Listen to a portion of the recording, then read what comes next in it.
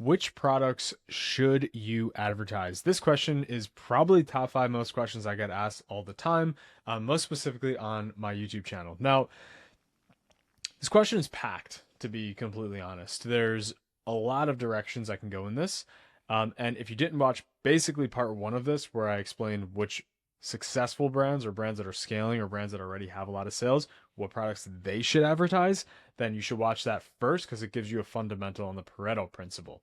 As a very quick reminder, the Pareto principle is the idea that, not really an idea, the principle that 20% of the inputs result in 80% of the outputs. This applies to everything in life.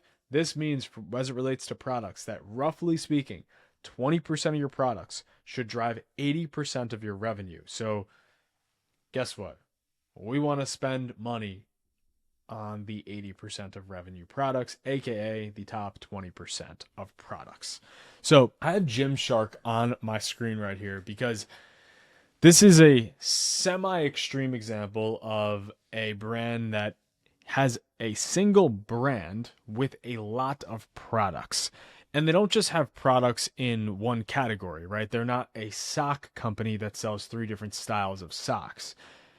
They're a gym apparel company that has t-shirts and tops, sweatpants and shorts, um, everything from basics to gym wear to actually like nice stuff now. So, and accessories and socks, like there's a lot going on. So how do they actually decide what to advertise? Now, Gymshark has a multi-million dollar monthly budget. So they have a luxury. We don't have that luxury most of the time when we're running with businesses who are, just starting out, just growing or scaling for the first time. So let me get to the point here. Basically, what you will want to do as an advertiser is you want to identify the categories that you believe are going to be the most impactful for your business. So if I was Gymshark and I was focused on two parts that you need to first drill down to, am I going to advertise and be a woman's brand or be a men's brand? If you are truly both, then do both. But don't try to market to both men and women at the same time. You can only do that from a branding perspective. What you need to absolutely do is you need to focus on each of the categories and the subcategories within. So let me cut to the chase. Let's say we are building our woman's side of our advertising. And we know that of all of our products, so this is all the products, t-shirts, sports bras, leggings, shorts, sets, joggers, sweatpants, whatever, we know, I'm going to guess this based on how they set this up, we know that leggings account for 90% of our business. That means that all of my advertising is going to focus on leggings. Now, if you don't have that data yet, like, use a little business sense here. Do you think that the 3 crop tops that you have are going to outperform the 40 leggings that you have, and your leggings are your most unique product and your leggings are higher price? Like, start to use that sense of which products should I actually drive? What do I actually want to shape my brand around? Same thing would apply on a men's side. So on the men's side, you can see just like how women's, they have leggings as this first big category.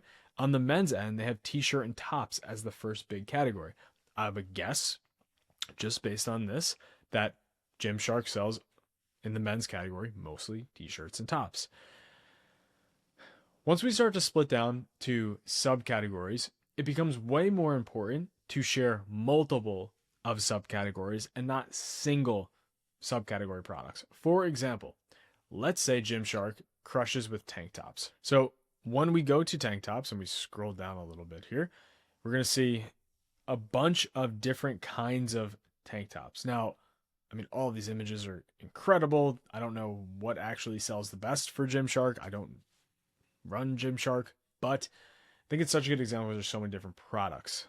So in this case, for this brand in particular, for Gymshark, what we could easily do here is we could take multiple Gymshark tanks and group them together into a single ad. That would then create a multi-branding element plus product selling element. The second thing that we can do is we can take products that are very, very similar. For example, it looks like they have a lot of these arrival tanks, arrival block, arrival block, arrival tank. They have a lot of these arrival. Now, I would guess that if I look into here, these arrival tanks, there's something unique about them, right? They like for perfect example, like sweat wicking tech, lightweight materials, I don't know. There's probably something unique about them. So when we advertise the arrival tank, we could do that either in group and say the arrival tank, take your best selling color, the arrival tank, and we can call out key features of the arrival tank. This then creates an element of both, hey, we have multiple arrival tanks, we'll talk about them in plural, but we're only going to show you one right now, and we have now 4 products that we're selling. What we really want to avoid in this, and this is a very common issue, we really want to avoid is, this is super cool, this oversized tank, this mesh tank is super cool, we think it's, good for the brand, we think it looks cool, but guess what? We don't sell any of them. We want to avoid pushing products that we actually don't sell to try to force them to sell. We always want to focus on products that are at the tippy top already and continue to double down there. I know it sounds a little wacky because a lot of people think, well, I want more even sales. No. The biggest brands in the world have an outsized, disproportionate number of sales to a certain few products. Think of any brand, literally any brand that you know, anything you think of. I'll give you a perfect example. Let's go to Yeti.com. I just have my Yeti literally right here. So if you go to Yeti, they have categories for everything. But guess what drives the majority of Yeti's business by far? Mugs, cups, thermoses, just like this. They have coolers, they have bags, they have so much going on. But guess what drives the most? Drinkware. So if you're Yeti, just like if you're another brand, like just use other brands as an example for yourself here, right? Take Yeti. Go to Apple. Right? We go to apple.com. What do we think sells the most on Apple? It's iPhones, right? It's obviously iPhones. Everyone has one. Well, a lot of people have AirPods. A lot of people have watches and whatever else. The iPhone is the core. It's no surprise it's right at the top of my screen. I think that's for obvious reasons.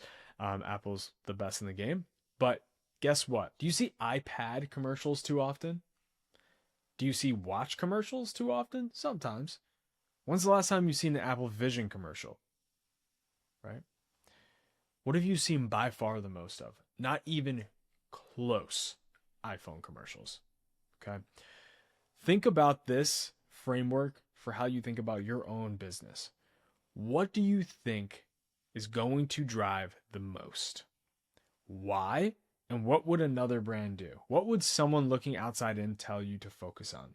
That's where you need to put the focus, because what naturally happens is if you sell a primary flagship product like the iPhone, the consumer builds trust with you, and then your other additions or similar products like watches, like iPads, whatever else, they almost sell themselves in a way, and the advertising you have to do for those products is significantly lower versus that of the iPhone, right?